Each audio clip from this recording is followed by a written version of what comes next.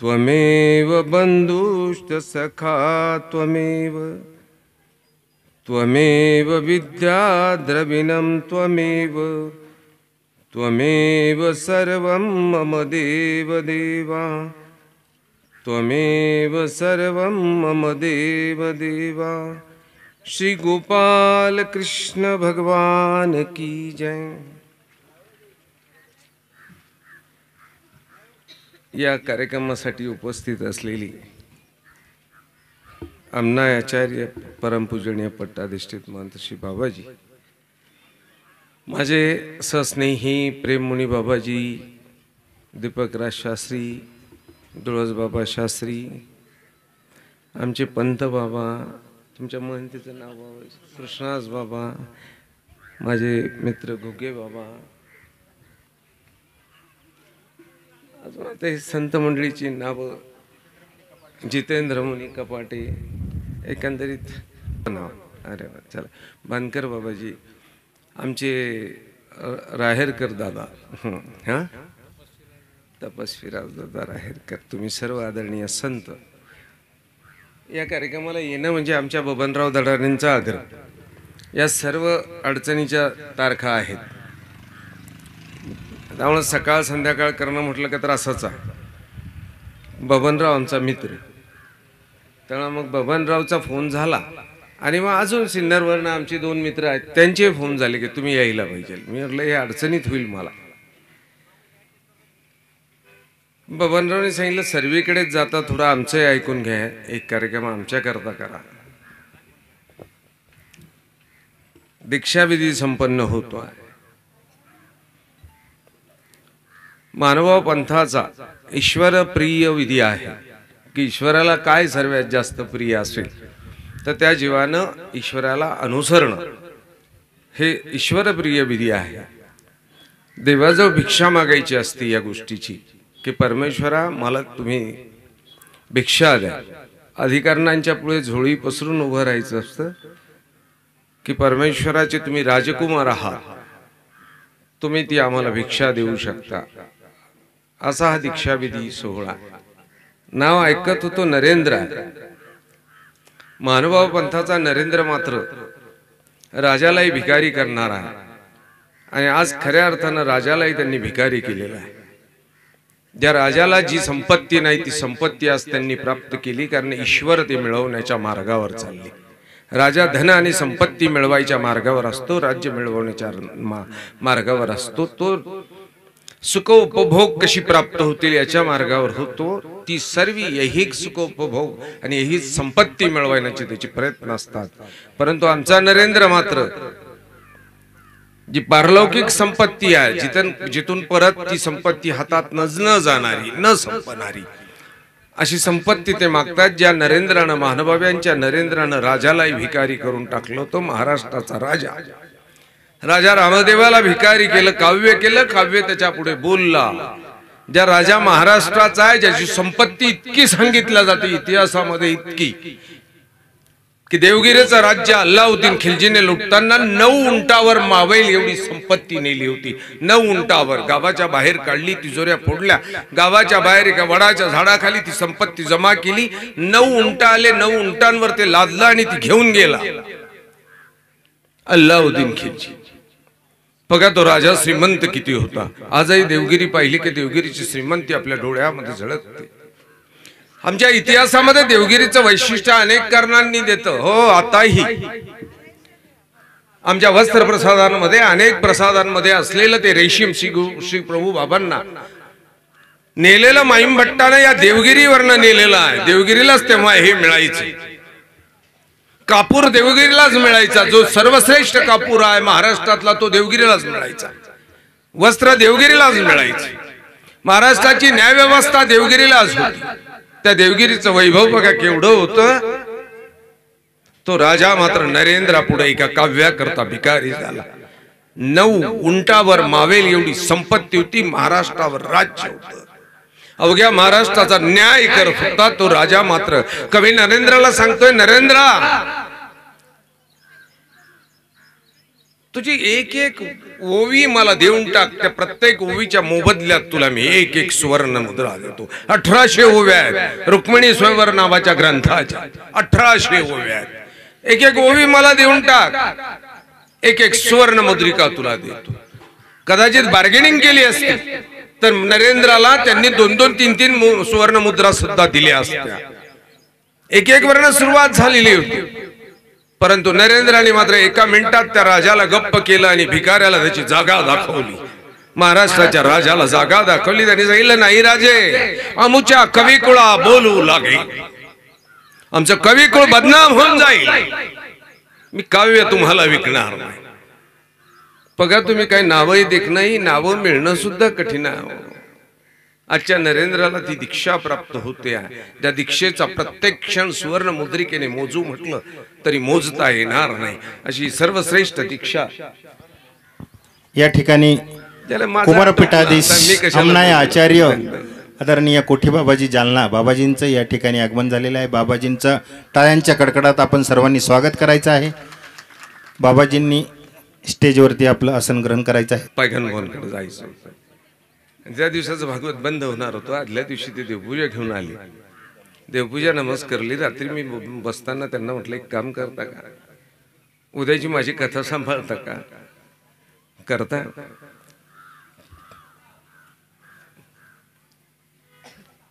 मैत्रीचा अतूट नाटा असल्यामुळे त्यांनी अगदी एका क्षणात सांगितलं, मी तसं करणार नाही, मला शोभणार नाही, पण आता तुम्ही म्हणताय तर मग मी करतो. दुसऱ्याच्या कार्यक्रमाचा एक दिवस सांभाळणं कठीण असतं ना, तर ते म्हणे मी करतो. अर्थात त्यांनी त्याचा बदला नंतर घ्यायचं ठरवलं. मला माहित नाही हा बदला घेणार आहे म्हणून. मला माहित नव्हतं हे महाराज बदला घेतील आपला. एक दिवस कार्यक्रम करून घेतला आणि मग 7 दिवस आमच्या नाशिक जिल्ह्यात आले, बसले बोकांडी आमच्या. 7 दिवस मी बरं आम्हाला न बोलवता त्यातला एक दिवस तर आम्हाला द्यायचा ना, की भाऊ तू एक दिवस घे तुझा.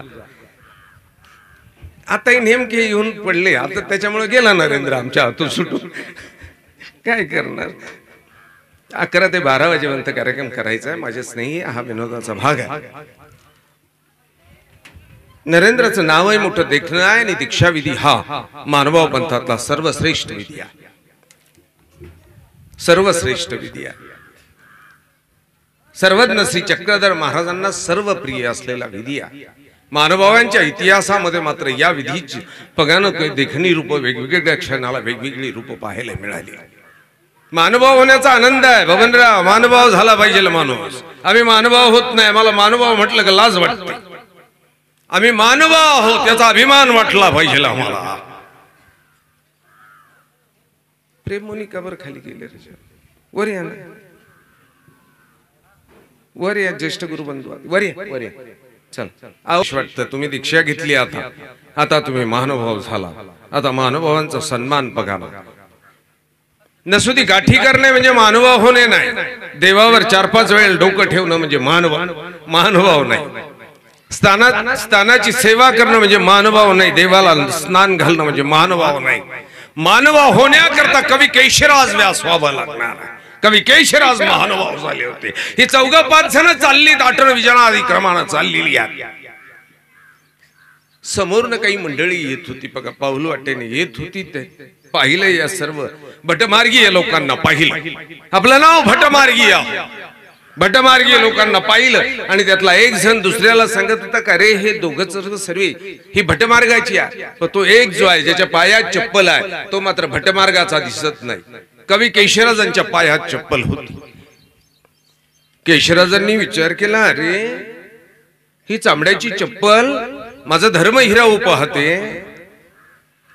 तर चपलीकडे रागानं पाहिलं, पायात न काढली, दगड घेतला, ती चप्पल ठेचून तोड फेकली. तिला सांगितलं तुझ्यामुळे मी जर भटमार्गी म्हणून नसेल तर तुला ठेचून फेकून दिलं पाहिजे. बघा तुम्ही त्या ईश्वराला केवढा तोष झाला असेल की केवळ भटमार्गाचं नाव घेतलं तरी पायातली चप्पल ठेचून या केशराजानं फेकली. केशराजाचं जीवन चरित्रही तसंच आहे. विकाराला पराभूत करणारा केशराज, विकाराला पराभूत करत असताना फक्त पराभव केला नाही, शरण यायला पाठवलं. जगातली प्रत्येक व्यक्ती तुम्हाला संन्याशी म्हणू शकते, तुम्हाला ब्रह्मचारी म्हणू शकते. बायको मात्र संन्याशी म्हणत नाही आणि ब्रह्मचारी म्हणत नाही. परंतु केशराच्या बायकोनं संन्याशी म्हणून सर्टिफिकेट दिलेला. अहो, कृष्णाला संन्याशी ब्रह्मचारी म्हणून सर्टिफिकेट देताना रुक्मिणीला सुद्धा प्रश्न निर्माण झाला होता. रुक्मिणीला ज्या कृष्णाला अवोख त्यावेळच्या द्वापारची सर्व ऋषी परंपरा, कृष्ण चक्रवर्ती अष्टविध ब्रह्मचारी म्हणत होते. ती रुक्मिणी विचार करायला लागली. तिने कन्हैयालाच विचारलं, का ना ही सर्व लोक तुला ब्रह्मचारी म्हणतात रे, 16,108 तुला बायका आहेत, प्रत्येकीला 8 मुली आहेत, 1 मुलं आहेत, तू ब्रह्मचारी कस काय? कन्हैयानं सांगितलं, हे नाही कळणार आहे. ही लोक मात्र म्हणतात मला. ही लीळा चरित्रातली सर्वज्ञ चक्रधर महाराजांच्या तळटीपेमध्ये ही लीळा आहे. सर्वज्ञांचं हे सूत्र आहे ते. श्रीकृष्ण चक्रवर्तीचे अष्टविध ब्रह्मचारी, कृष्ण चक्रवर्ती बद्दलचं सर्वज्ञांची ही सूत्र आहे. कन्हैयानं सांगितलं, बाबा याबाबत काही सांगता येणार नाही. रुक्मिणीनं सांगितलं, हे कस काय हे बोलताय, तू नाही म्हणतो. दिसायला मात्र चित्र एवढं आहे की 16,108 आहे. प्रतिदिनी प्रति स्त्रीला संबंध आहे. 8 मुली आहेत, 1 मुलगा आहे. सोपं नाही, गणित फार मोठं आहे. म्हणजे असं गणित करायला गेलं तर फार कठीण आहे. ते संख्या पहा ना केवढी आहे. 16,108 आहे. गुणीला करा ना 9. पोरं किती झाली? एवढी पोरं 16,000 गुणीला 9. नाशिककर मंडळी गणित करा, त्याचं किती झालं? 16,000 गुणिले 9. काढा, मोबाईल काढा पटकन. कुठे गेले बबनराव? बबनराव येड्यात काढायचं नाही, इतक्या लांब बोलून पटकन गणित करा. बघा ना तुम्ही, त्या रुक्मिणीला सुद्धा प्रश्न पडला. रुक्मिणीने कन्हैयाला विचारलं. कन्हैयानं सांगितलं नाही सांगता येणार. हट्टाला पेटली आणि कन्हैयानं सांगितलं, हे मात्र नाही सांगता येणार. त्या याच्याकडे जावं लागेल, दुर्वासाकडे जावं लागेल. तिने सांगितलं, दुर्वास बेटावर आहे. दुर्वासाची गंमत आहे, ते अन्नच खात नाही म्हणतात, निरंकारी आहे. ते दुर्वास आता त्यांना ते समुद्र ओलांडून त्या बेटावर जायचं कसं?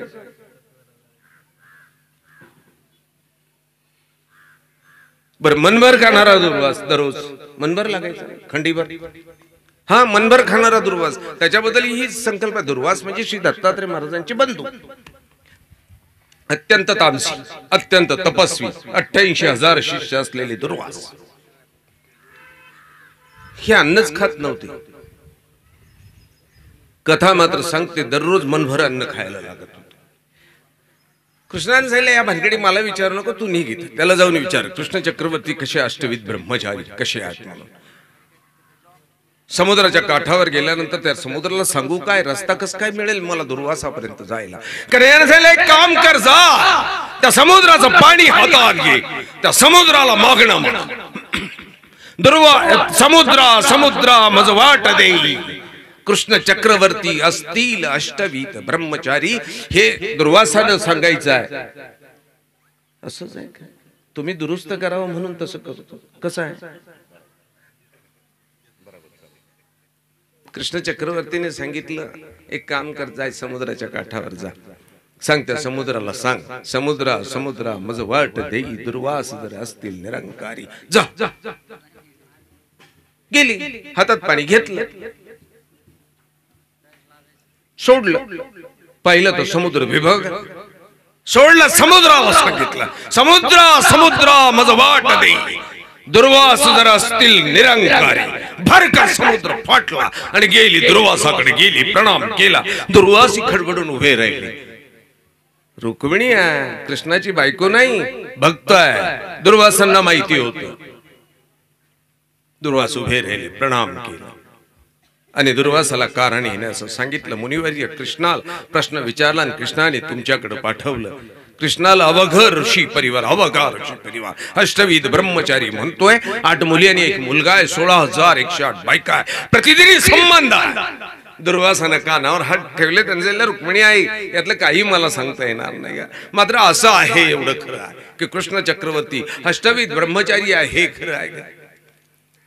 झाली निराशा झाली. परत निघाली. पाहिलं तर तो अथंग समुद्र मिळालेला. आता दुर्वासाकडे परत आली. मुनिवर्या, समुद्र बघा आता जाईल कशी. दुर्वासाने विचारलं, तू आली कशी? ते सांगितलं, कृष्णाने मला सांगितलं तो पाणी सोडायला, मी सोडलं पाणी. दुर्वासाने सांगितलं, आता जा समुद्राचं पाणी ओंजळीत घेऊन त्या समुद्राला सांग, समुद्र समुद्र माझं वाट दे.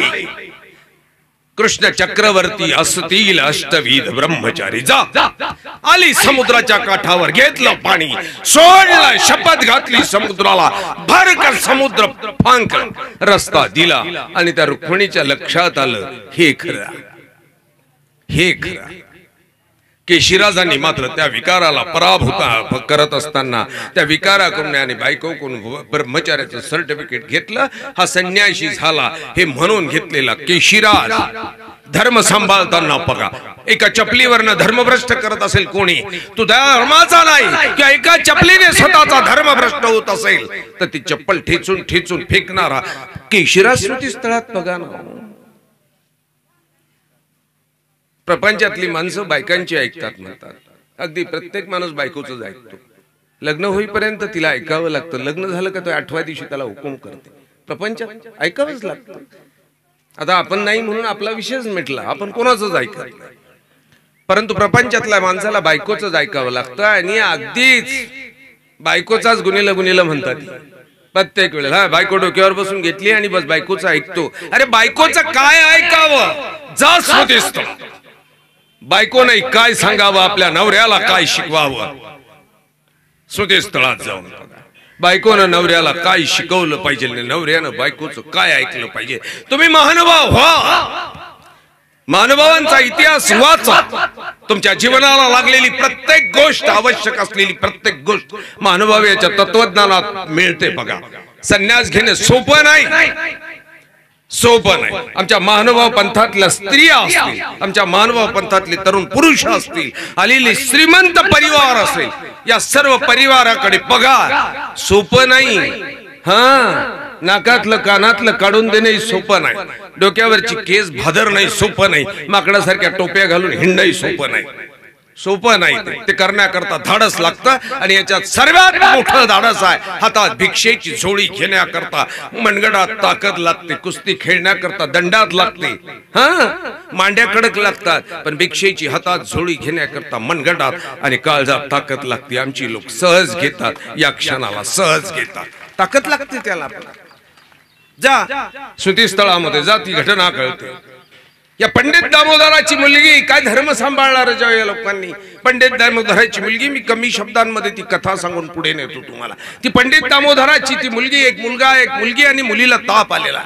फणफणून ताप आला, उपचार केले, ताप उतरायला तयार नाही. गावोगावची वैद्य आली, हाकीम आली, औषधं आणली, परंतु ताप मात्र दररोज एका एका पावलानं तो वाढत होता. आणि एक दिवस सकाळच्या वेळेत पंडित दामोदरांनी गंगेवरचं स्नान केलं, खांद्यावर पंचा टाकला आणि जानवं सांभाळत सांभाळत घराच्या दिशेनं निघाली. आणि पारावर बसलेल्या 10-12 पंडितांनी मात्र दामोदरांना आवाज दिला, दामोदरा, अरे मुलीचा ताप कसा आहे, ज्वर कसा आहे रे? नाही बा, अजून तसाच आहे, वाढतोय, प्रतिदिनी वाढतोय. दामोदरा, अरे शेजारी गावाचा वैद्य फार छान आहे, त्याच्या हाताला गुण आहे, जाऊन तपाशील, काही दिलं तर जाईन. खाली मानेनं दामोदर घरी पोचले, खांद्यावरचा पंचा ठेवला आणि आपल्या बायकोला सांगितलं, हिराईसा, काय नावही आहे, हिराईसा.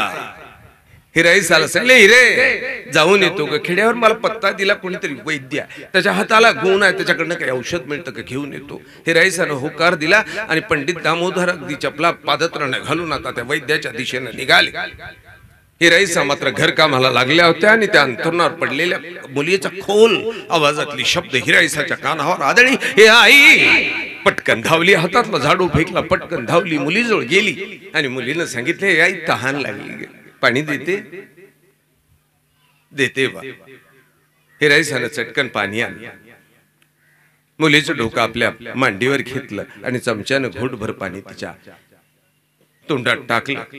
मुलगीनं मात्र मांडीवरचं डोकं आईच्या कुशीमध्ये बसलं आणि सांगितलं, आई नाही सहन होतात, नाही सहन होत, देवानं न्यावं मला, आई नको बा बाळ्या, असं का बोलतेस? तुझे वडील वैद्यांकडे गेले, औषध आणायला गेले, असं का बोलतेस? नाही ग आई, खूप वेदना होत आहेत. होईल बाबा. आई डोक्यावरनं हात फिरवत होती. आईच्या कुशीची ऊब मुलगी घेत होती. डोक्यावरच्या हाताला अकस्मात थंडगार स्पर्श झाला. आईनं दचकून पाहिलं. इराईसानं पाहिलं तर मुलगी कधीच निघून गेलेली होती. थंडगार शरीर झालं होतं.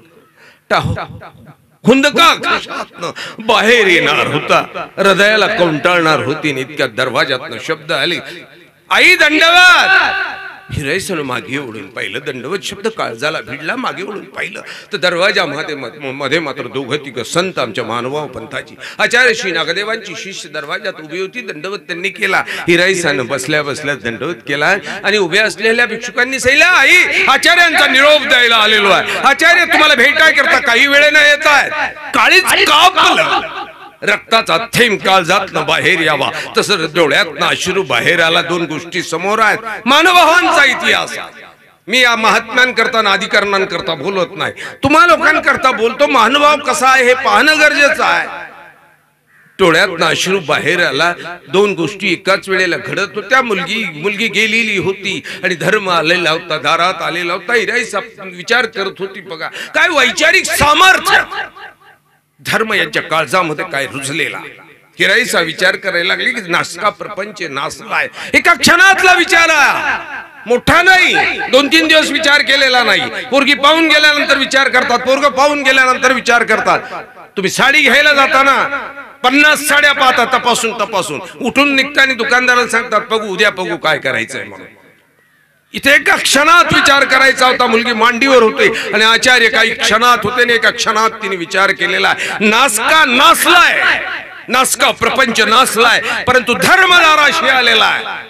आणि हिराईसानं ती मुलीचं डोकं उचललं, उशीवर नेमकं केलं. अंगावरचं अंथरून तिच्या तोंडावर टाकलं, नेमकं पांघरवलं. हुंदका मात्र कंठातला बाहेर येऊ दिला नाही. बघा ना, दुःखाचा किती आवेग असला तर तो पचवण्याची ताकद या लोकांच्या काय काय तपोसाधन येत होती, काय विचारात होती. हुंदका मात्र तसाच होता. खाली मानेनं उठली, घर झाडलं, अंगण झाडलं आणि अंगणामध्ये सडा टाकून आता रांगोळ्या घालायला लागली. इतक्या पंडित दामोदर शेजारच्या गावावरनं परत आले. हिरेला पाहिल्या रांगोळी घालताना विचार मात्र गलबोलून आला. अरे मुलगी मरणाच्या दारात उभी आहे, बाजेवर पडलेली आहे आणि ही रांगोळ्या घालती. तिच्या डोक्यात तर फरक पडला नाही ना. पंडित दामोदर मध्ये आलेले, हिराईसा मध्ये आलेले, नवऱ्याच्या जवळ बसलेली आहे. नवऱ्याला सांगितलं पंडित हो, नासका प्रपंच नासला हो, नासला प्रपंच. परंतु धर्म येतो आहे, आचार्य येत आहेत भेटायला.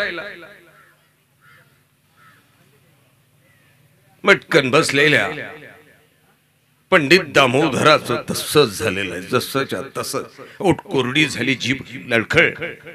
खाली जमिनीवर बसलेल्या दामोदरांच्या डोळ्यातनं अश्रू गळाला आणि हिराईसानं पाहिलं, पंडित हो, अवासव गळायची ना, देवा करता गळा ना हो, असं क्या करता, कशाला गळताय, तू गेला आता कशाला गळताय हो. पंडित दामोदरानं उघडणारे आसव पुसले. कोरड्या आणि प्राण डोळ्यांनी हिराईसाकडे पाहिलं. हिराईसानं सांगितलं, नवऱ्यानं काय काय ऐकलं पाहिजे याकरता मला ती स्मृती सांगायची आहे. हिराईसानं सांगितलं, पंडित हो, आचार्य येतात, जा विड्यावसराचं साहित्य घेऊन या, फुलं घेऊन या, तुम्ही माळा करा, मी स्वयंपाक करते. खाली मानलं पंडित दामोदर विड्याचं साहित्य घ्यायला गेली, हार घ्यायला गेली आहे. हिराईसानं आता रांगोळी पूर्ण केली, घरात आली, चूल पेटवलेली आहे, देखना स्वयंपाक केलेला आहे. पंडित दामोदरांनी साहित्य आणलं, फुलांच्या माळा बनवल्या, विड्यावसराची तयारी केली, आसन तयार केलेला आणि आचार्य नेमक्याच आचार्यशींचं येणं झालं. दारात अंगणात पाठ टाकला, आचार्यशींच्या पाय धुतलेली आहे, मध्ये आणलं, आसनावर बसवलं. यथासांग पूजा केलेली आहे, यथासांग पूजा केलेली आहे.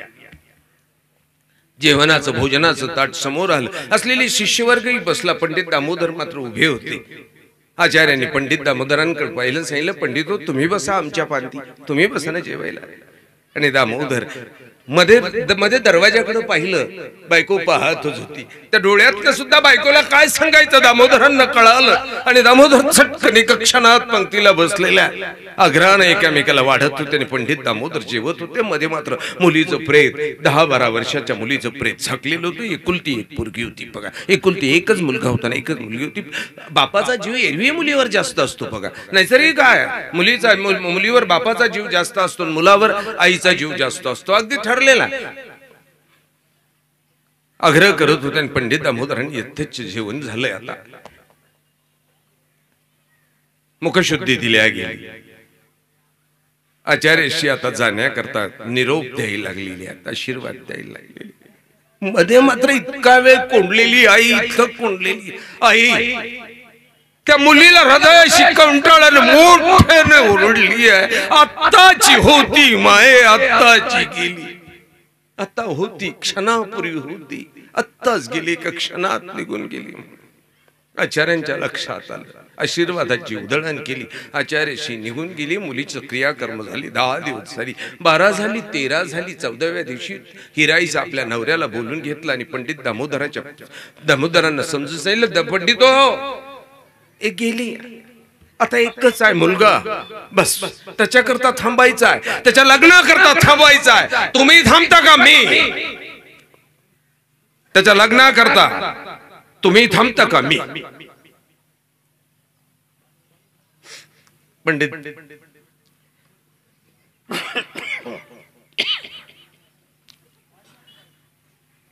तुम्ही अनुसरण घेणार असाल तर मी थांबते.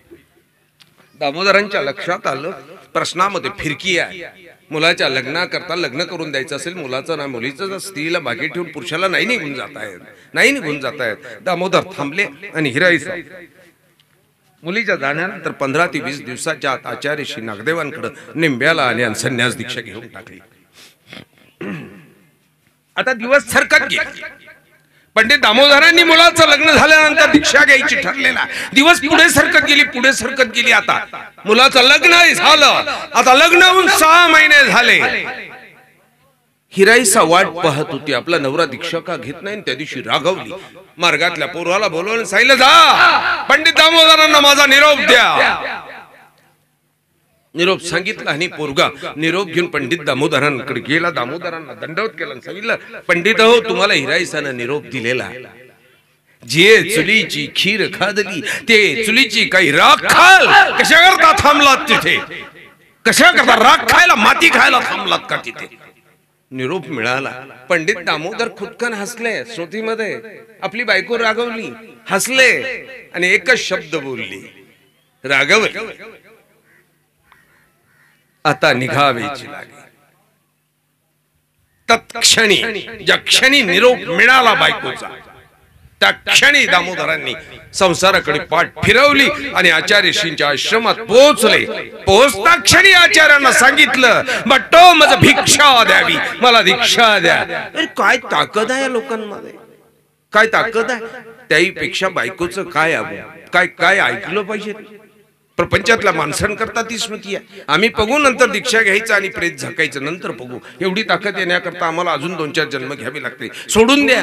पण नवऱ्याचं काय ऐकलं पाहिजे, बायकोचं काय ऐकलं पाहिजे पुरुषांनी, आणि बायकोनं नवऱ्याला काय सल्ला दिला पाहिजे. बघा तुम्ही, या दोन्ही गोष्टी त्या स्मृतीस्थळात आपल्याला पाहायला मिळतात. बघा, अनेक प्रसंग आहेत. तो दीक्षाविधीची अनेक प्रसंग आहेत. अनेक प्रसंग दीक्षाविधीची, त्यागाची अनेक प्रसंग सांगता येते की या लोकांचा त्याग किती श्रेष्ठ दर्जाचा होता. श्रेष्ठ दर्जाचा होता. आलेली विद्वानही शोधावी लागतील ना, कोणत्या कोणत्या ताकदीची विद्वान आलेली आहेत. तुम्ही हा सर्व गंगा तीराचा परिसर, बरोबर. हा गंगा तीराचा परिसर आहे. गंगा तीराच्या दोन्ही बाजूने सर्वज्ञ श्री चक्रधर महाराजांचं परिभ्रमण आहे. दोन्ही बाजूनी आहे. अनंत देव हा 10-12 वर्षाचा पोरगा. अनंत देव 10-12 वर्ष, 15 वर्षाच्या आतला हा पोरगा. याच्यापेक्षा याचं वय मोठं नाही. निंब्याला आचार्यश्री नागदेवांकडे आला. निंब हे गाव पाहतच नाही आम्ही, निंब्यालाही गेले पाहिजे. तुम्ही सर्व निंबा कुठं आहे ती शोधा. निंब्याला सुद्धा गेले पाहिजे. ज्ञानेश्वरांची भिंत कळाली चाललेली. रेड्याच्या मुखात वेद वदवलेले तुम्ही ऐकले, रेड्याकरता मंदिरे बांधलेलं ऐकले. वाघावर बसून सापाचा आसूड घेणारा तो चांगदेव सर्वांनी पाहिला. प्रेताला उठून ज्ञानेश्वरी लिहून घेणारा ते प्रेतही पाहिलं. पण महानुभाव पंथाच्या त्या आचार्यांना भेटायला गेलेली गंगा, प्रणाम करायला दंडवत करायला गेलेली गंगा, ती जागा आम्ही पाहिली नाही. हे सुद्धा आमचं दुर्दैव आहे. इतिहास आहे आपल्या महानुभावांचा. गेली नाही पाहिजे.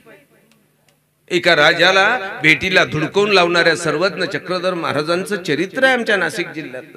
की राजा भेटीला आला, अरे काय राजा, गावचा सरपंच भेटीला आला तरी आम्ही पटकन पुढं पळत असतो. बघा तुम्ही काय धडपड धडपड चालते आपली त्याच्या स्वागतासाठी. आता सुद्धा एखादा येऊ द्या, इकडचं जिल्हा परिषद सदस्य येऊ द्या, बघा तुम्ही अर्धी सभा त्याच्या मागे पोचवायला बिन घ्यायला काही घेणं देणं नाही. राजा भेटायला आला, तोही महाराष्ट्राचाच. स्वामींनी मात्र तोंडावर पांघरून घेतलं, गुजराती भाषेत बोलले, त्याला पळून लावलेलं. त्याच राजानं सोन्याच्या मुद्रिका समोर टाकलेल्या होत्या. समोर सर्वज्ञांनी त्याच्या समोर ते पाहिलं आणि दुसरीकडे पाहून घेतलंय.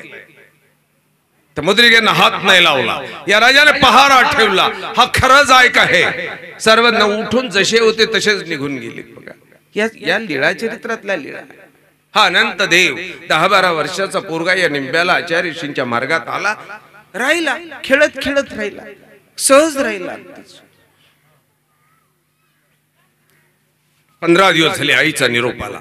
बाप नाही आला, आईचा निरोप आला. अनंत घरी ये, कामाची वेळ झाली. आता अनंतानं निरोप पाठवला, अजून येतो 5-6 दिवसानं म्हणून. आता 5-7 दिवस गेले, आईनं निरोप पाठवला, अनंता पावसाळा जवळ आलाय, घरची कामं करायची, ये परत. अनंतानं परत निरोप दिलाय, आई येतो का 8-10 दिवसात. अनंत मात्र मार्गातून जायला तयार नव्हता आणि रागवलेली ही अनंताची आई एक दिवस विषाची बाटली गेली, घेतली, पोहोचली निंबायला. आचार्य श्री नागदेवांच्या त्या मठात गेली. आचार्य श्री आसनावर बसलेले होते. समोर अनंता काहीतरी घोकवत होते, अनंताला शास्त्र सांगत होते. म्हातारी आली, कमरेची ती विषाची बाटली काढली, नागदेव आचार्याला दाखवली. बट्टो, अनंता ते पाठवा, नाहीतर तुमच्यावर विखू घेईल. तुमचं नाव घेऊन विष पिऊन गेले, नाही तर अन्यथा त्या अनंताला घरी पाठवा. आचार्य श्री नागदेवांच्या डोळ्यामध्ये टचकन पाणी आलं, खांद्यावर चौपरनं आता अनंता पुढे पसरलं, सांगितलं, बा अनंता, ए मला एवढी भिक्षा दे रे बा, मला भिक्षा दे. आचार्य ऋषींच्या त्या चेहऱ्याकडे आणि डोळ्याच्या आडचं त्या पाण्याकडे पाहिलं आणि अनंत चटकन उठला, आईच्या मागे निघाला. एखादा बोकड्या खटकानं कापायला निघाव पाहडकत हा अनंत गावाच्या दिशेनं चालला होता. गावाच्या दिशेनं चालला होता. घरी पोहोचला आणि दुसऱ्या दिवशी अनंताला फणफणून ताप आलाय. तापेनं फणफणत होता, बरळत होता, ताप वाढत होती. आता वैद्य आणत होती, औषधं देत होती, चाटण देत होती, ताप मात्र उतरत नव्हता. एक क्षण असा आला की अनंताच्या आईच्या लक्षात आलं की मुलगा जगणार नाही. त्याचं डोकं आपल्या मांडीवर घेतलं, सांगितलं, अनंता काय करू रे बा, कसा वाचशील, काय केलं म्हणजे तू वाचतील. बघा ना, मरणाच्या त्या क्षणाला सुद्धा अनंता सर्व ताकद एकवटतो आणि आईला सांगतो, ए आई, आचार्यशींना धमकी दिली होती ना तू, विषयाची बाटली घेऊन अनंताला पाठवा, अन्यथा तुम्हावरी वीक घेईल. म्हणाली होतीस ना, ती विषयाची बाटली त्या काळाला दाखव, यमाला दाखव, त्या यमाला सांग, माझ्या अनंताला नेलस ना बा, तुझं नाव घेऊन विष पिऊन घेईल तुझ्यावर. एका क्षणात अनंतानं डोळे मिटली आणि अनंताच्या दिशेनं अनंतानं प्रवास चालू केलेला. काय गंमत आहे रजो, देवा करता आणि धर्मा करता ही एवढी 12-13 वर्षाची मुलं कशी काय वागू शकतात. अनंताच्या दिशेनं अनंताचा प्रवास झालेला. ही माणसं आहे, ही माणसं आहेत महानुभाव पंथाची साधक. त्यांच्या प्रेरणेने 800 वर्ष त्यागाची परंपरा जशीच्या तशीच चालू आहे. 16-17 वर्षाची पोरं आजही आमच्या पंथामध्ये संन्यास दीक्षा घेताना, मुली संन्यास दीक्षा घेताना एका क्षणात घेतात. त्यांच्या डोळ्यात कधी पाणी दिसत नाही, कधीच नाही. दीक्षा घेतलेल्या कुठल्याही मुलाच्या मुलीच्या डोळ्यामध्ये मात्र आनंद असतो. त्या अगोदर मात्र तिच्यावर सर्व शृंगार चढवतात, तिला हळद लावतात, मंडोळ्या बांधतात, तिला नखशिकांत सजावतात, 2 दिवस सोडून देतात तिला. तुम्ही म्हणाल काय गंमत आहे, कसं काय सोडलं जातंय? बबनरावच्या परिवारातले अनेक लोक ही दीक्षित आहे. चापडगावमध्ये मी भागवत केले, अनेक लोक तिथली दीक्षित मंडळी आहे. हा, सजावतात, हळदी लागतात, गंठण बांधतात, मंडोळ्या बांधतात, तिला गजरे लावतात, तिला पैठणी नेसवतात, बांगड्या भरतात, तिला मेहंदी काढतात, तिचं फेशियल करून आणतात, सर्व 2 दिवस तिला सोडून देतात. आयब्रो सुद्धा करतात बघा. 2 दिवस सोडून देतात. 2 दिवस ती सारखी आरशात पाहत असते, ठुमकून चालत असते. मागे पुढे तिच्या सुद्धा सख्या चालल्या असतात, कलोरे फिरत असतात, घरोघरी तिला शेवळ्या खाऊ घालत असतात, आरशात पाहत असते. आणि बरोबर 3ऱ्या दिवशी तिला मंडपात आणतात. आणताना सुद्धा ती तेवढीच प्रसन्न असते. सर्वांच्या समोर बसवतात आणि सर्वांच्या समोर तिची शेंडी कापून टाकतात. 5च मिनिटात तिला मध्ये नेतात. तिचं सर्वच भादरून आणतात, कानातलं काढून घेतात, नाकातलं काढून घेतात, सर्व उतरून घेतात. काळे कपडे किंवा भगवे कपडे तिच्या अंगावर चढून जेव्हा येते ना, तेव्हा ती पहिल्यापेक्षा जास्त तिच्या चेहऱ्यावर प्रसन्नता जाणवते. तेव्हा तिचा आनंद पहा गगनात मावत नाही. अरे हेच तर वैशिष्ट्य आहे या मानव संप्रदायाच्या त्यागाचं, हेच तर वैशिष्ट्य आहे. 16, 17, 18 वर्षाची पोरं सुद्धा विकारा आलीने संसाराला पराभूत करताना त्यांच्याकडे पाहिल्यावर असं वाटतं की खरंच तर सर्वज्ञ चक्रधर महाराजांच्या एका सूत्रांचं बळ म्हणजे असंख्य शस्त्र त्यांच्या जवळ आहे. प्रत्येक मोहाला बळी न पडण्याकरता, मोहाचा पराभव करण्याकरता असंख्य शस्त्र त्यांच्या जवळ आहे.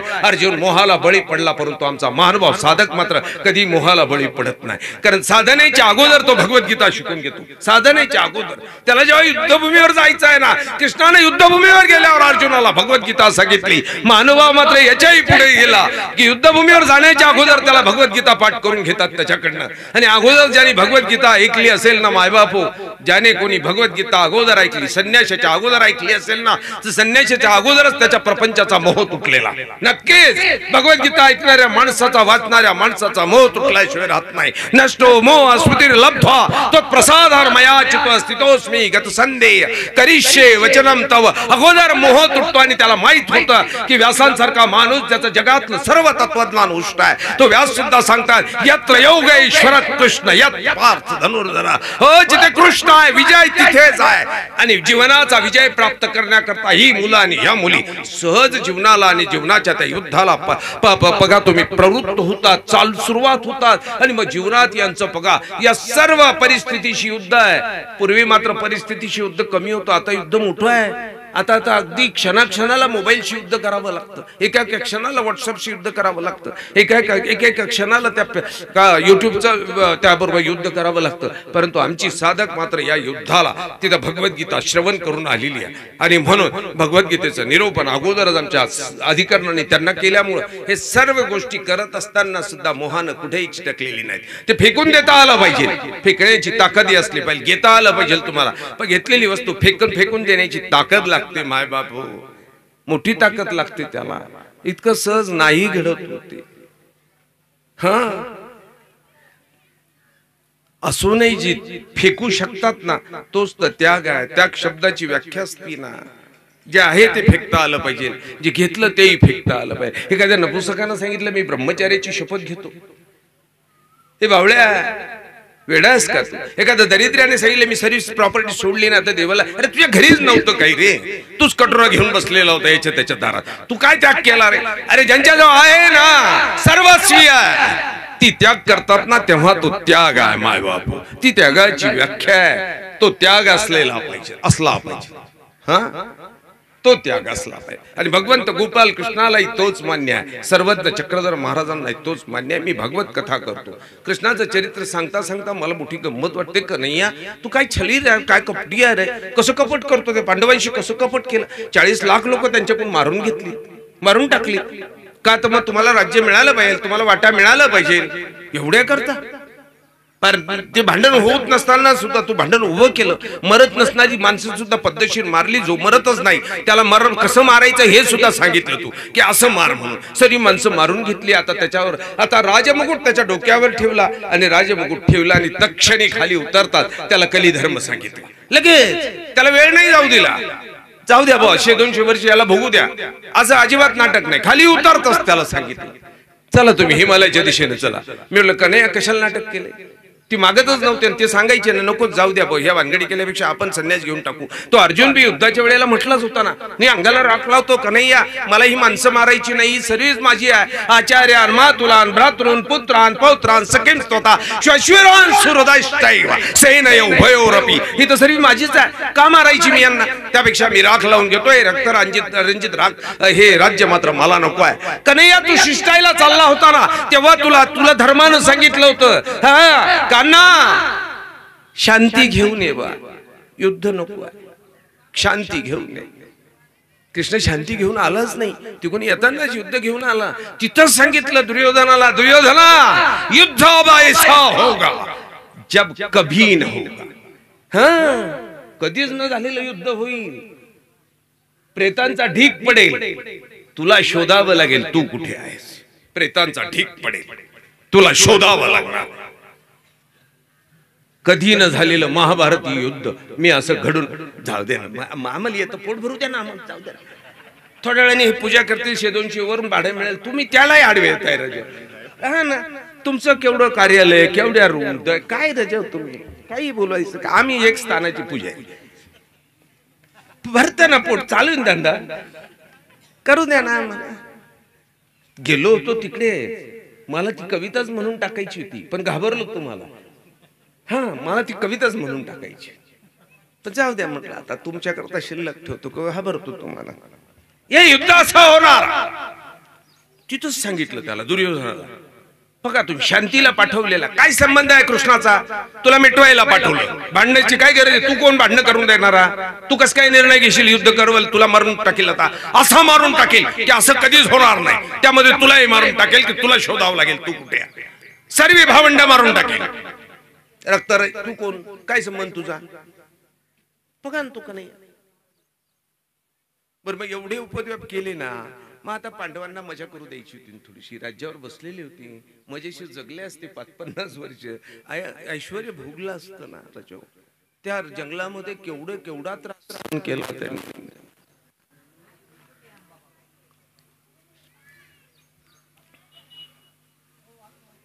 सोडा निघा हिमालयाच्या दिशेने, दिले काढून. त्याच्या अगोदर जर काढून दिले असते ना, कृष्ण चुकलेला नाही.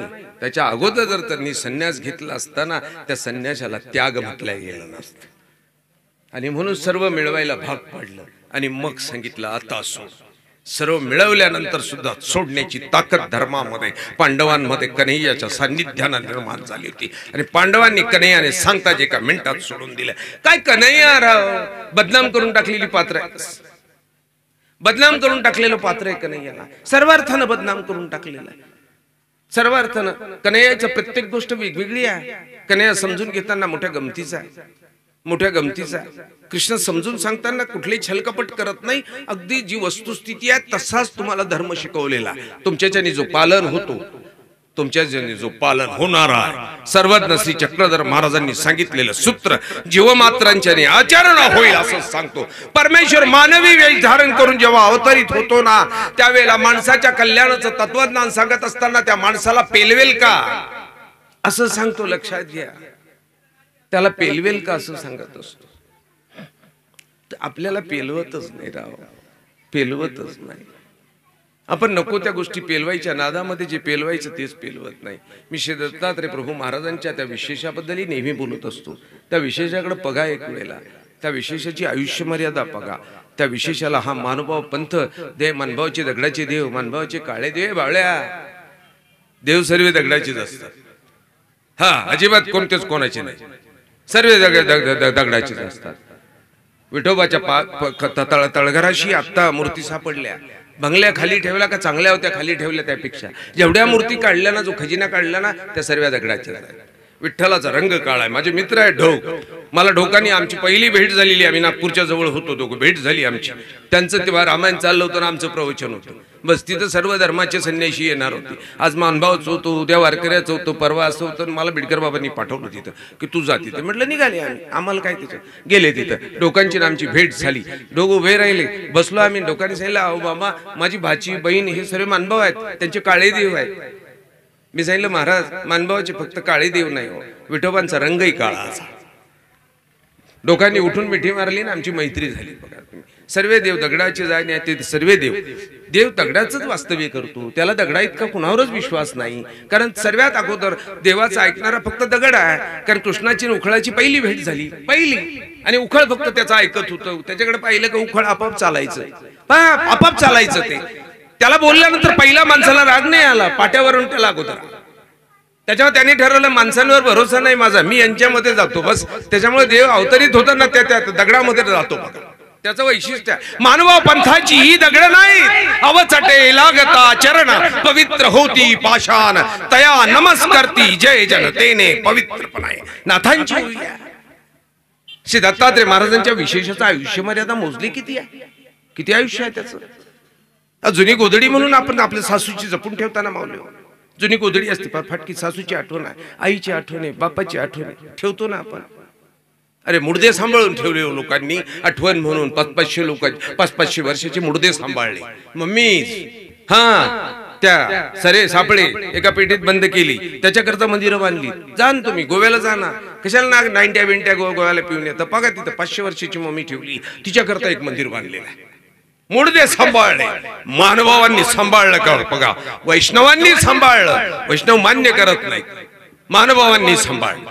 श्री दत्तात्रय महाराजांच्या विशेषाची आयुष्य मर्यादा मोजावी लागेल. डोळस बाबा बघा तुम्ही, श्री दत्तात्रय महाराजांचा अवतार कधी झाला?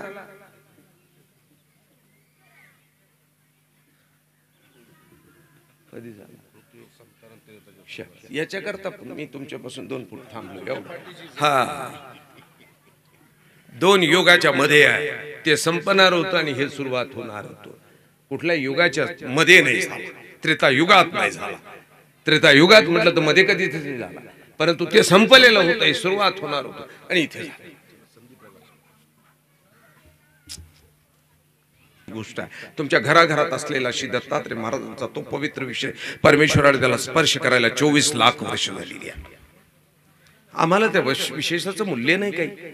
त्याच्या खालचा कपडा, त्याला लावायचा अत्तर, त्याच्या पुढची अगरबत्ती, त्याच्या पुढचा दिवा, आणि मग आम्ही डोक्याला लावतो ती प्रक्रिया.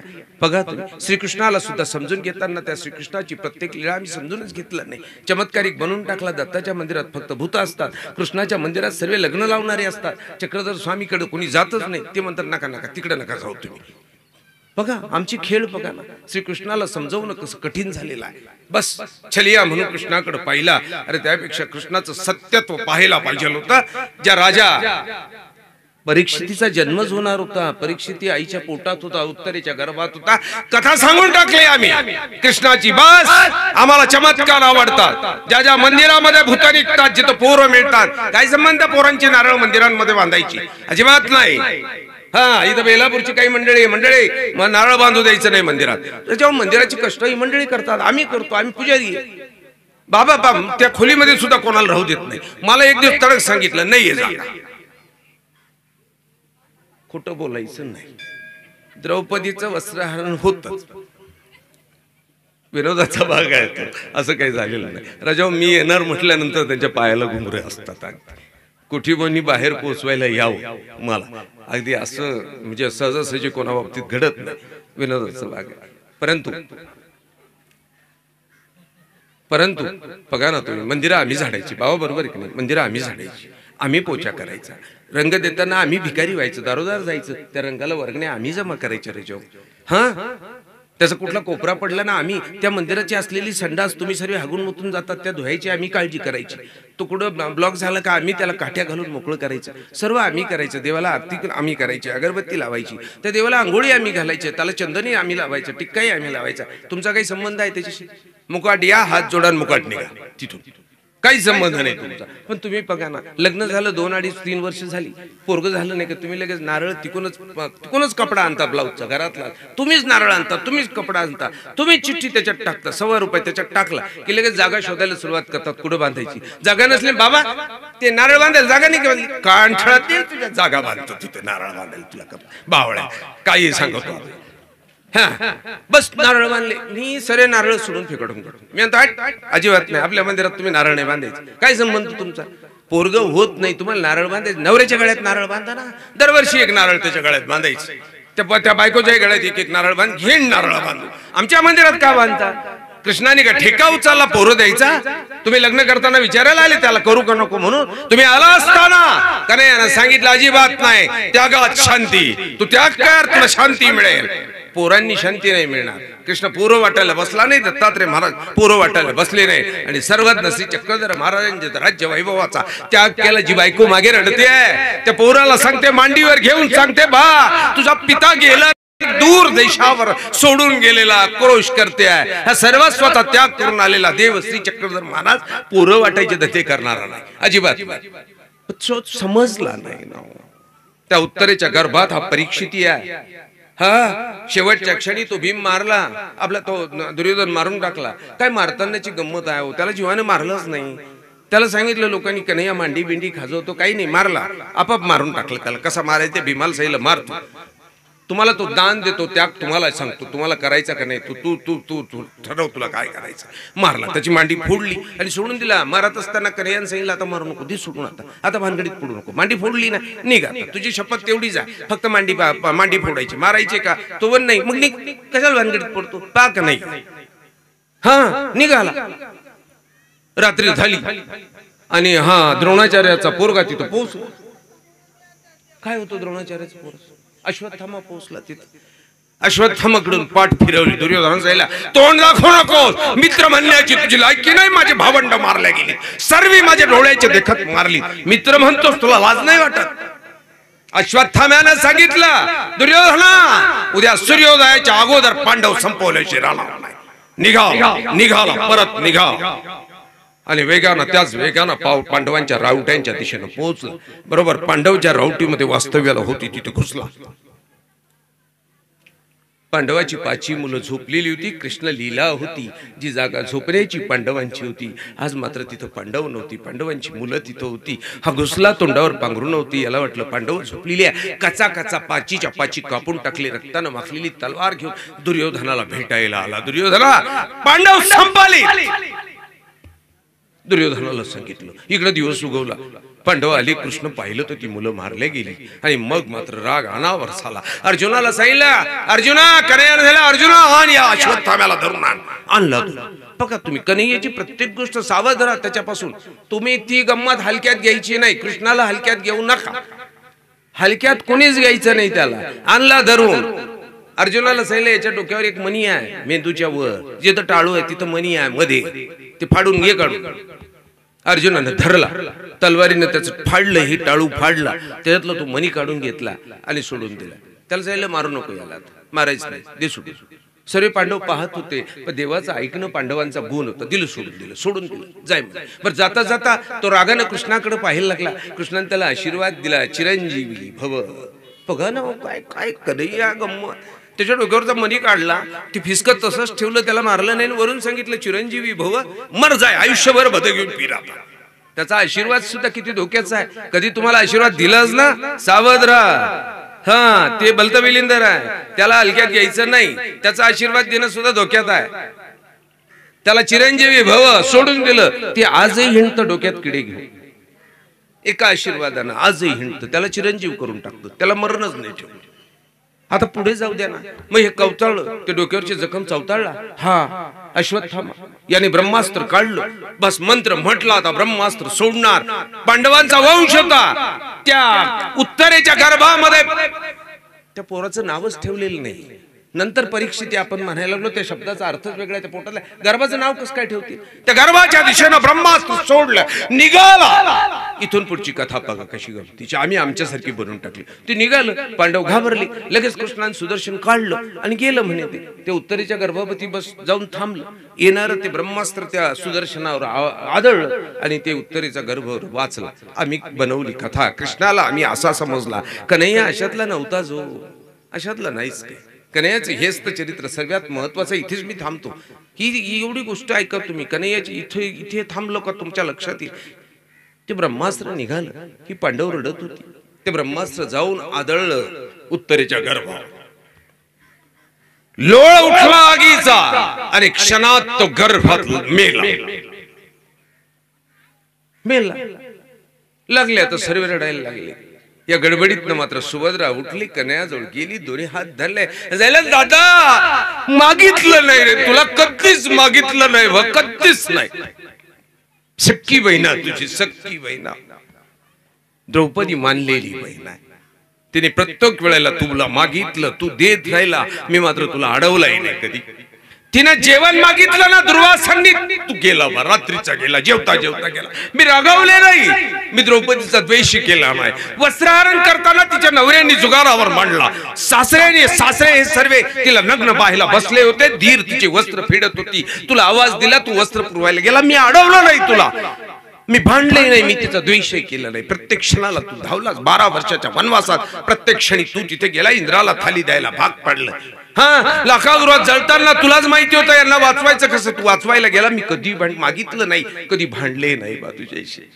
द्रौपदीने नियम केला होता इंद्रप्रस्थामध्ये, मी एकटीच राणी राहील, मी तुझी बहीण असूनही कधी राणीपणाचा आव तिथं त्या इंद्रप्रस्थामध्ये आणला नाही. मी तुझ्या शब्दापुढे कधीच गेली नाही बा. तू सांगितलं जा सुभद्रे अर्जुना बरोबर पळून, पळाले रे मी अर्जुना बरोबर लग्नाच्या अगोदरच. हा, बलराम दादाचा राग आला तरी मी पळून गेले, तू सांगितलं म्हणून मी पळून गेले. आणि आज मागणं मागते, आज मात्र तुला द्यावं लागेल का नाही, मागणं मागते. तुझी बहीण तुझ्या पुढे पदर पसरते का नाही, माझ्या नातवाला वाचव, बस माझ्या नातवाला वाचव. पांडवी आक्रोश करत होते, सांगत होते कन्हैया पांडवांचा शेवटचा वंश आहे. सुभद्रेच्या बोलण्यानं कृष्णाची सुद्धा डोळे पाणावलेली आहे, कृष्णाची सुद्धा डोळे पाणावली. सुदर्शन चक्रानं परीक्षिती वाचला नाही, हातात पाणी घेतलं, उजव्या शिखरावर पाणी घेतलं आणि कृष्ण त्या उत्तरेच्या जवळ उभा राहिला आणि कृष्णाने शपथ घेतलेली आहे. बघा तुम्ही, कृष्ण बघा, कन्हैयाने शपथ घेतलेली, सांगितलंय मी जीवनात कधी खोटं बोललेलो नाही, कधी छलकपट केलेलं नाही आणि मी कधी पळूनही गेलो नाही, कर्तव्यापासून पळून गेलो नाही, कर्तव्यापासून पळून गेलो नाही. हे सत्य असेल तर उत्तरेचा गर्भ जिवंत. आणि कन्हैयानं तळहातावरचं शिखरावरचं पाणी खाली सोडलं, जमिनीवर तो ठेम पडतो ना पडतो, उत्तरेच्या गर्भातला तो गर्भ फिरायला लागला, त्याची हालचाल सुरू झाली. हा कन्हैया, ही कन्हैयाची ही लीळा पाहावी लागणार आहे, महत्वाची आहे. मानभाव तत्वसिद्धांत, सर्वज्ञ चक्रधर स्वामींचा विचार, कृष्ण चक्रवर्तीचं निरूपण, श्री गोविंद प्रभू बाबांचं ते एका फलातून चरित्र, या सर्व गोष्टी महानुभावाच्या विचारानुसार आम्हाला पाहाव्या लागतील. वारकऱ्यांना वारकऱ्यांचा विचार कळाला नाही, हा वारकऱ्यांचा दोष आहे, त्याला कोणाचा काही संबंध आहे. वैष्णवाचं ताणायला लागले, मानभावशी वैर करायला लागले, काय घेणं देणं आहे. तुम्ही ना आम्ही एकच आहो असं म्हणा ना, तुम्ही कृष्ण उपासक आहात, आपण दोघेही आध्यात्मिक परंपरेची माणसं आहोत. एवढंच आहे, गंगेचा कोणीतरी डावं तीर आहे आणि कोणीतरी उजवा तीर आहे, पण सोबत तर घेऊन गंगेला जायचंच आहे ना. एकाचं डावं असेल थोडं, एकाचं उजवा असेल, पण दोघांना मात्र गंगा तीरानं समुद्राला भेटीला जायचं आहे. गंगा हे नाव संपून आम्हाला समुद्र व्हायचा आहे. तो कवांचा तो अभंगही तुम्हाला वाचावं लागेल, वाचावं लागेल, हा वाचावं लागेल. बघा ना तो अभंग तुकोबा काय सांगतायत ते. तुम्ही वाचला कधी अभंग वैष्णव मंडळी? सागराच्या संगे नदी बिघडली, नदी बिघडली सागरची झाली. तुकोबांचा हा अभंग आम्हाला पाहावा लागणार आहे. प्रपंचाभोवती नाचता नाचता किती दिवस नाचणार आहात, किती दिवस नाचाल हो तुम्ही. तुम्ही नाचता, तो प्रपंच तुम्हाला नाचतो. प्रपंचातली प्रत्येक गोष्ट तुम्हाला नाचवते. बैल नाचवतो, शेळी नाचवते, म्हैस नाचवतो, तो खुटाई नाचवतो, म्हशीचा खुटाई नाचवतो, बायको नाचवते, पोरग नाचवतो, जावाई नाचवतो, कुत्र नाचवतं. त्याला जेवायला नसलं ना ते सारखं भुकतं, तुम्हाला त्याला भाकर आणून जेवायला घालावं लागतं. बघा तुम्ही काय गंमत. तुम्ही नाचून नाचून थकला नाहीत अजून. निर्लज्जपणानं किती जन्म आपण काढणार आहोत असे बिनलाजीपणानं. नाच नाचुनी अति मी दमले, थकले रे नंदलाला, थकले रे गोपाला, थकले रे नंदलाला, थकले रे गोपाला. निलाज रे पण कटिसने सुनी निसंगपणाचा शेला, निर्लज्जपणाचं पांघरून घेतलेला आहे आणि निसंग झालोय आम्ही. जन्माला आलो मेलो निसंगासारखे आम्ही वागतोय. तरी अनंत जन्म गेली, अनंत जन्म जाती, पण आमचा निसंगपणा आम्ही सोडत नाही. निलाज रे पण कटिसने सुनी निसुगपणाचा शेला, आत्मस्तुतीची कुंडलकानी गर्व चढविला भाळा. आम्ही आमची स्तुती करतो फक्त बस. आम्ही जायच्या देवाला गेलो, रिद्धीपूरला झालो, 16.5 तीर्थ करून आलो बस. साखर फुटाने आणली, शेंगदाणे आणली. हे बावड्या वेड्यात काढतो काय आम्हाला? तू कशाला बोंबलत फिरत होता? देवघरापेक्षा फोनवरच जास्त होता.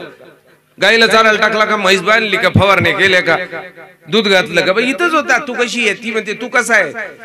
बस एवढ्यात तर तू फिरला रे. पण तू तरी स्तुती कर. तिकून आल्यानंतर माउंद करतो. लोक तुला कपडे आणतात. बघा ना, नातेवाईक बी काय बेकार मंडळी आहे, त्याला बुडवतात. तुला मात्र ती सर्वांची स्तुती आवडत असते. बघा तुम्ही नर्मदा प्रदक्षिणेवरनं दाढी वाढून कोणी जर आला ना, बघा ना त्याचं माउंद कसं होतं, गावात सत्कार कसा होतो. आणि याला तो गुदगुल्या होतात. मी काहीतरी पर्यटन करून आलो म्हणून. आत्मस्तुतीची कुंडलकाणी गर्व चढविला भाळा, उपभोगाच्या शतकमलांची कंठी घालुनी माळा. थकले रे नंदलाला, थकले रे गोपाला, थकले रे नंदलाला. 100 उपभोगाची गळ्यात माळा घालून सुद्धा आमचं समाधान झालं नाही. हाय पाहिजे ते पाहिजे, ते पाहिजे, ते पाहिजे, आणि तरी आम्ही शेवटच्या क्षणी दुःख असतं आणि मग आपण सांगत असतो मरण पाहिजे, मरण पाहिजे, मरण पाहिजे. ज्योतिषांकडे फिरतो, अक्षरशः मरण येत नाही म्हणून काय करायचं म्हणून. सज्जन हो, संन्यास दीक्षा विधीचा कार्यक्रम इथे सर्व आदरणीय संत मंडळी, तपस्विनी माता आलेल्या आहेत. तुम्ही सर्व सज्जन आहात. मला त्या आमच्या बबनरावने सांगितलं तुम्ही आले पाहिजे, आमच्या सिन्नरकरांनी सांगितलं तुम्ही आले पाहिजे. या बरोबरच एक जीव अनुसरतो आहे, हे सुद्धा महत्वाचं आहे. देवश्री चक्रधर महाराज इथं आल्या वाचून राहणार नाही, नक्की आल्याशिवाय राहणार नाही. जीव अनुसरतो तेव्हा देवश्री चक्रधर महाराज तिथं भेटीला येतो. नाथोबांची स्मृती ऐकावी लागेल. नाथोबाचा जेथ देव गेला तेथ माझा देव श्री चक्रधरी. हा, तिथं देवश्री चक्रधरी इथं अनुसरलेला जीव आहे. इथे देवश्री चक्रधर महाराज नक्की झाला असेल. या पवित्र जागेवर, सात्विक जागेवर आपणही जावं, आपणही त्यामध्ये काहीतरी थोडा वेळ बसावं, हा उद्देश. इथे असलेली जी महंत आहे चक्रपाणी बाबा ना, चक्रपाणी बाबा माझी ओळख नाही, मला एक बिचारे ओळखत नाही, माझी ओळख नाही. ते बिचारे पाहत असतील, माझी ओळख नाही, माझ्या जवळून संपर्क येत नाही. आम्ही पोरगड बाई पळत राहतो. परंतु बाबांचाही मला निरोप होता. मी म्हटलं न भेटलेली व्यक्ती आपल्यावर एवढं प्रेम करते की नाही बाबा तुम्ही आलेच पाहिजे. न भेटलेली व्यक्ती, मग मात्र आपण गेलोच पाहिजे. कारण या प्रेमामध्ये नाटक नाही. साधी भोळी माणसं आहे बिचारी, धर्म जगतात आणि धर्म वाढवतात. या काट्यांमध्ये त्या मंदिराचे संवर्धन करतायत, सांभाळ करतायत. आम्ही मंदिरं सांभाळणं वेगळं आहे बाबा, बरोबर आहे ना. आपल्या मंदिराची 2-4 हजार 5,000 रुपये पर डे आपल्याला मिळू शकतो. कधी कधी यात्रा येऊ द्या, जाऊ द्या ना. 1,000 रुपये मी म्हटलं ना, 12,000 रुपये पर डे जायच्या देवाची यात्रा येऊ. पावता आलं ना राव, गंमतच. पावत्याच्या वेळेला तर दिगानाच असतो, 80 रुपयाचं पावतं, दिवसभर चक्रा मारत होते बस. आमची वेगळी गोष्ट आहे हो, विनोदाचा भाग जाऊ द्या. पण गरीब बिचारा या रानात, या काट्यामध्ये ते मंदिर सांभाळतो. आमच्या देवाचं, आमच्या धर्माचं मोठी जबाबदारी आहे त्याच्याकडे. 1650 तीर्थांपैकीचं ते तीर्थ आहे आणि त्या तीर्थाचं संवर्धन करतो, सांभाळ करतो. तिथल्या आरती पूजा, तिथून काही मिळेल म्हणून नाही, मिळतं म्हणून नाही, फक्त माझ्या देवाचा तो धर्म आहे आणि त्या धर्माचा मी शिलेदार आहो, पाईक आहो. त्या पाईकाचं आणि शिलेदाराचं कर्तव्य बिचारे गरीब लोक सांभाळतात. नक्कीच मी म्हटलं न ओळखणारा माणूस मला बोलवतो, मी गेलो पाहिजे. तुम्हाला सर्व लोकांचं दर्शन झालं. यात महानुभाव असतील, काही जैन असतील, काही वैष्णव असतील. सर्वी तर माझीच आहे, माझ्याच देवाची सर्वी आहे. तुकोबा सांगतात तुमच्या सर्व लोकांच्या दर्शनानं मन तृप्त झालेलं आहे. मन तृप्त झाले आहे तुझ्या दर्शनी, आता नाही देवा तुझ अन्य मागण्याची.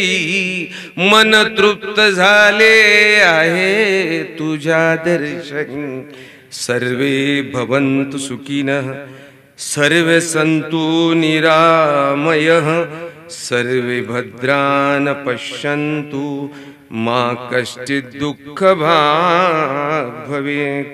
श्री गोपाल कृष्ण महाराज की जय। सर्वज्ञ श्री चक्रधर स्वामी सज्जनों,